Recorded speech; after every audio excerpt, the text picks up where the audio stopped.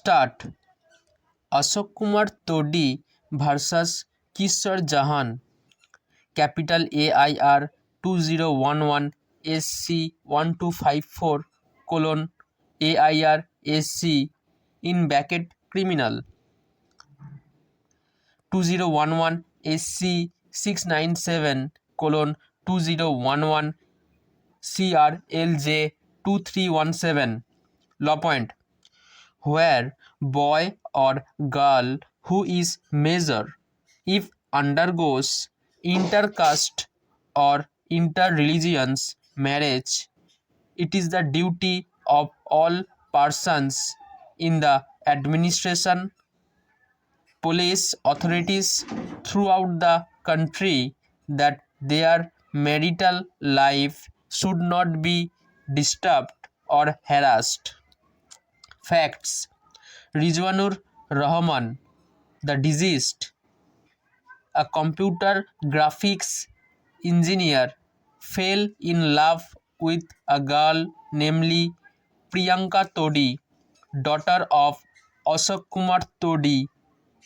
On 18/8/2007, Rizwanur Rahman married Priyanka Todi under the Special Marriage Act 1954 in the Marriage Registration Office. On 31/8/2007, Priyanka Todi left her father's house and started living in her husband's home at Tiljala within the jurisdiction of Karaya Police Station, Kolkata. The couple informed the police commissioner and other higher police officers about their marriage by a letter dated 31/8/2007 along with a copy of the marriage registration certificate. On the same day, Priyanka Todi informed her father about her marriage with the deceased and also of the fact of her residing with her husband in her law's house. On the very same day, in the evening around 6:30 p.m., Ashok Kumar Todi, Priyanka Todi's father, Anil Saraugi, maternal uncle of Priyanka Todi, and Pradeep Todi, brother of Ashok Todi, went to the house of deceased and persuaded him and his family members to send Priyanka Todi back to their house, but Priyanka Todi did not agree to their request. On the same night, Ashok Kumar Todi lodged a complaint at Karaya Police Station, and consequently, 2 police officers went to the residence of the deceased to create mental pressure on him. On 1st 9/2007, early in morning, Ashok Kumar Todi and Anil Saraugi threatened the deceased that if Priyanka Todi did not return back to her parents' house, they would face the dire consequences. On the same day, Pradeep Todi lodged a complaint with Deputy Commissioner of Police alleging that Priyanka Todi has been taken away by the deceased by deceitful means with intent to marry her.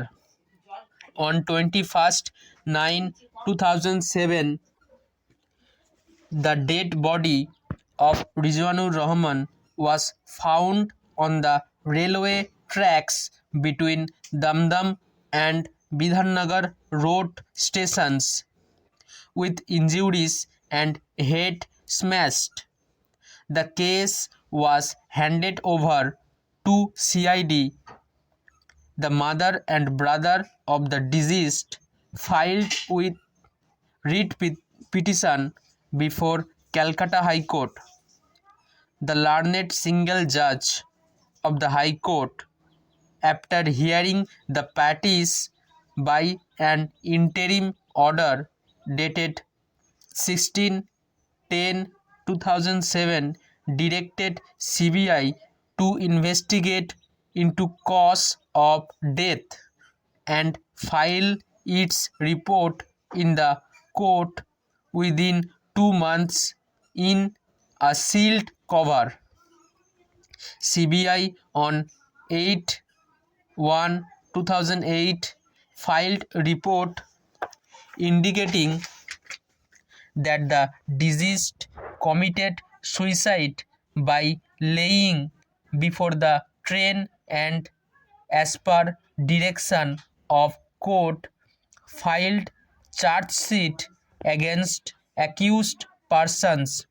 The accused persons surrendered in court and sent into custody, and after some days they were released on bail on different dates.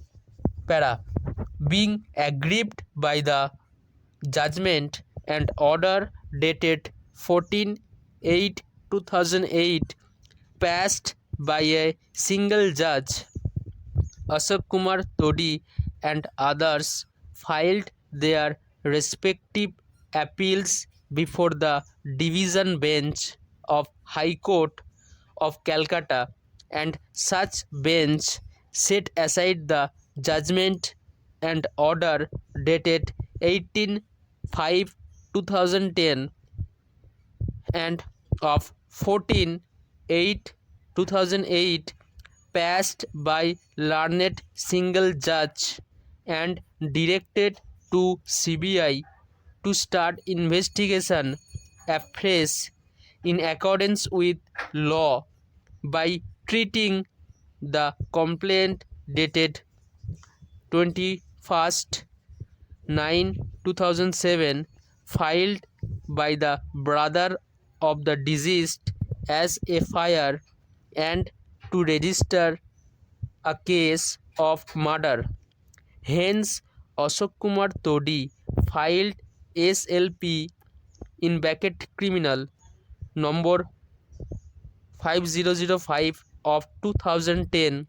The mother and brother of the deceased filed SLP numbers 29951-56 of 2010, and the CBI filed SLP in bracket criminal numbers 7008-7013 of 2010 before the Supreme Court. Decision.